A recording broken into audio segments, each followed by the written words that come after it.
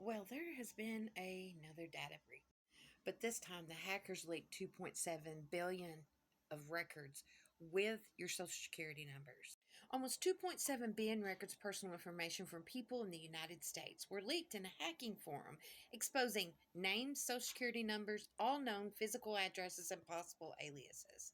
The data allegedly comes from National Public Data, a company that collects and sells access to personal data for the use of background checks to obtain criminal records and are for private investigators. In April, the threat actor, known as Ustad, claimed to be selling 2.9 billion records containing the personal data of the people in the US, UK, Canada that was stolen from the National Public Data. And this is that information. Now, at the time of that threat, they attempted to sell the data for 3.5 million and claimed it contained records for every person in these three countries.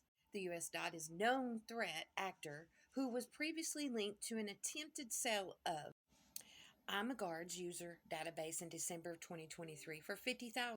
But of course, the FBI vetted the info sharing network. At that time, it was 80,000 members that went up for sale.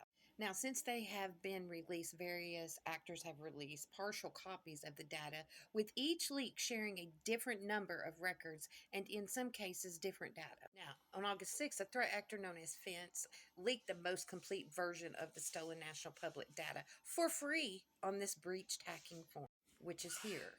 Each record consists of the following information: a person's name, mailing address, social security number, and some records include an additional information like other names associated with the person. None of this data is encrypted. As this data contains hundreds of millions of your social security numbers and all your information, it is said for you to keep an eye on your credit report.